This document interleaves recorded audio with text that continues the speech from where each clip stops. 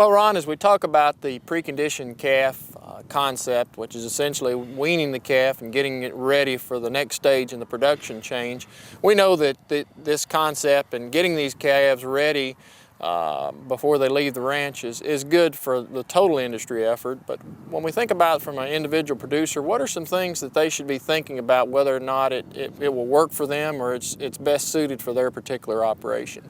Well, there's several things that ought to be considered before you get into even considering going into preconditioned calf sale. One, I think is very important, probably the first decision you have to make is, do your cattle fit that marketing channel?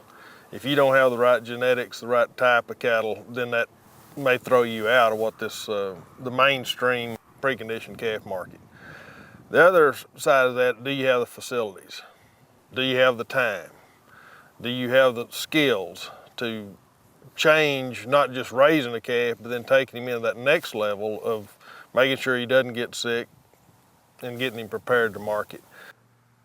When we talk about preconditioned calf sales, it's a little different concept than a lot of cow-calf producers are used to. And I think it has to be said that there's some good things about preconditioning calves for these sales. There's some bad things. There's some cautions that should be taken. One of the biggest advantages to it is it does set those calves into a premium market, quote unquote. The problem with that is it comes at some cost, and we have to keep that in mind as we look at what our current situation is. Do we have the skill levels to wean calves at home? Do we have the facilities to hold those calves? Do we have the skill level necessary to monitor those cattle to make sure if sickness gets in them that we can get it treated quickly and get the cattle back in good shape?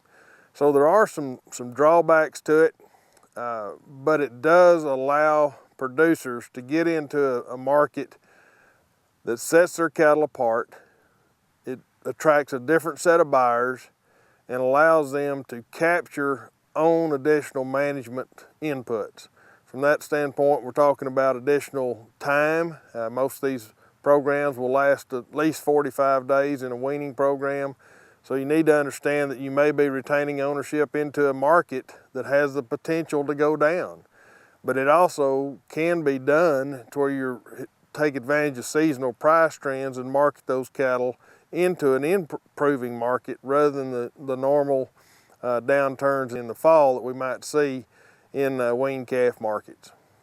That premium is all based off the current market. So if you retain ownership into a downturn in the market, even though you may get more farm relative to that base market, you may lose money. That's right. I mean, we could think of, in 45 days, we've seen easily the market go south $10 to $20. And you have to look at typical market trends when you're doing those things, but also just the fact that there's unseen, things that can happen.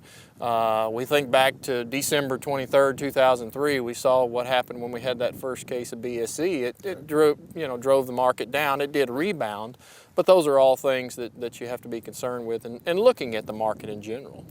But that is one good thing about a preconditioned calf, though. He does not have to be sold that day. Right. If the market turns against you, you can hold him into a different market, into a grazing program, into a feeding program, and retain ownership past that downturn in the market, particularly if it appears to be a temporary downturn.